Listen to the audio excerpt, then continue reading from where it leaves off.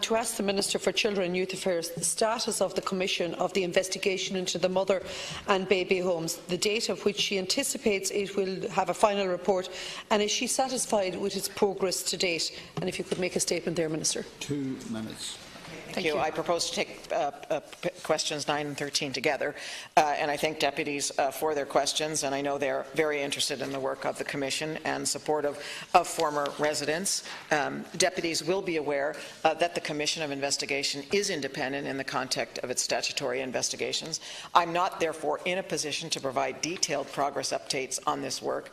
Any available updates would be posted on the Commission's by the Commission directly to its own website. The Commission has prepared 3 interim reports to date in July 2016, September 2016, September 2017. I've published all 3 reports, and the Commission is continuing with its work under the leadership of Judge Yvonne Murphy, Dr. William Duncan, and Professor Mary Daly.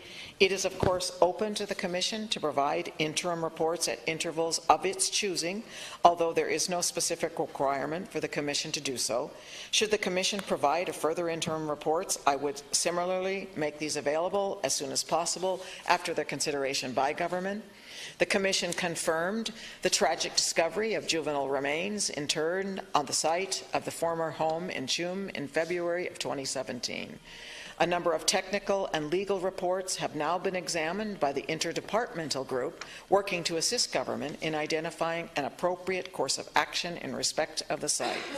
This work is at an advanced stage, and I will be bringing my recommendations to government in the coming weeks. I visited Tuam again in July to meet with former residents, their families and local residents, and I was privileged to have been able to directly hear their views and concerns on this most sensitive matter. And while there, I also visited the former site of the home. At the Commission's request, the government agreed to extend its timeline for reporting to February of 2019. I'm satisfied that the Commission is effectively using this additional time to listen to the personal experiences of former residents and to ensure crucial questions can be fully addressed. I know that many former residents are eagerly awaiting the completion of this work, and I can assure them of a comprehensive government response to the findings of the Commission. In the interim, I have initiated a number of processes to complement the Commission's work. The principles of transitional justice inform my approach to these measures, and in this regard, I'm working with my colleagues in government and in collaboration with former residents to advance solutions to the issues which have already emerged from the work of the Commission. I believe that this is the best way forward in our response to what are hugely complex and sensitive matters. I have established an inclusive and representative collaborative forum so that former residents of these institutions can directly engage on the issues of concern to them and their families. And I was very happy to meet with the forum at its first meeting actually in July. I understand that they've made further progress by establishing subcommittees at their second meeting earlier this month, and I have requested an initial report within 6 months and await the outcomes of their deliberations. Deputy Rabbitte first, and then Deputy O'Sullivan. Thank you, Minister, for your response. I, along with the Fianna Fáil party, welcomed the Commission onto the Commission on the Mother and Baby Home when it was established, and we recognise the vital importance of the Commission in delivering justice and accountability for all those affected by the mother and baby homes in Ireland. The third interim report of the Commission of the Mother and Baby Homes made a request to extend the deadline for its report on its finding on the institution being investigated. And the change in the deadline, as you have quite rightly said, has gone out now to February 2019.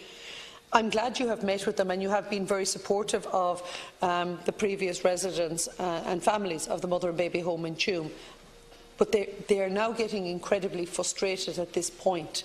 It's a very, very sensitive nature, and I suppose when we had the Pope visiting that particular weekend, they held a silent march in Tuam to recognise the hurt of the past. They really are looking for support at this stage, Minister.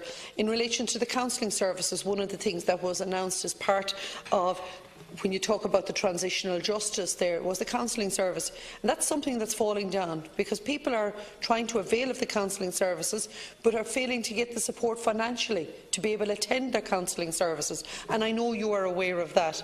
But Minister, I think what the people of the Mother and Baby Home in Tuam will want to know is the update and the status on the report. Will there be any more information coming out before the final report will be produced? Are we on target to have a final report?